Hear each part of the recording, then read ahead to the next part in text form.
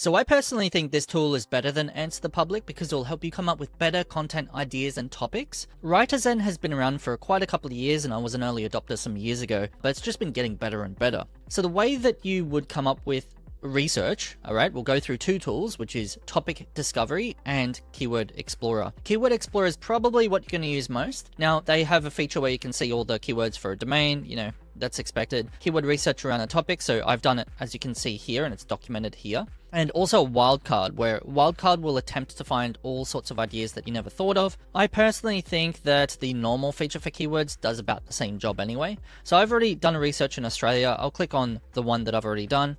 Now, it'll give you the SERP analysis in Australia for this, average keyword research, etc. If you scroll down to the bottom though, you'll see some features here. Okay, so we've got the amount of keywords, like the total keywords here, phrase match. So if we go into here, phrase match, we've got having the same term and also search for.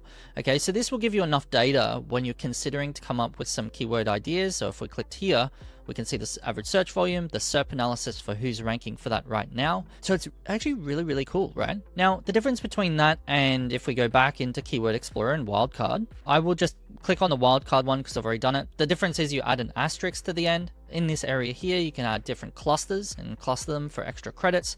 It does take a little while to load. I personally don't do that. Also, there's a golden score feature where they use their own metrics to understand if something's got a high potential and they'll give it a score. As far as I know, and I really haven't looked into this that much because I don't really care about it, I can do my own keyword research analysis on what is trending. I'm better than this. No.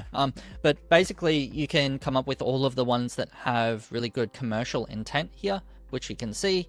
Obviously, if I'm wanting to rank in Australia, I would do India or Sri Lanka, right? But this gives you some really good potential, really good keywords that you can go for, okay?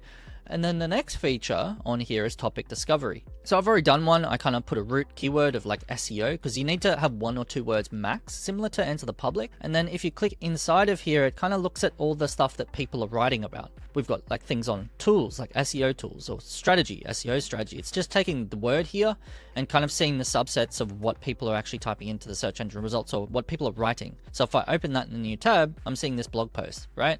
If I open the optimization one, this will open up a page or a blog post.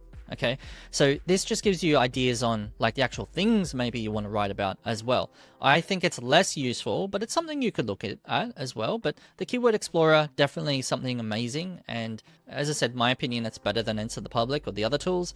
And so let me know how you go using this. I think it's a really amazing tool. This tool is not just for keyword research and topical discovery. They actually built this tool as more of a content creator at the very beginning. You'll see some really in-depth features for that as well. So that's everything. If you've got any questions, leave them below and I'll see you in the next video. Thanks.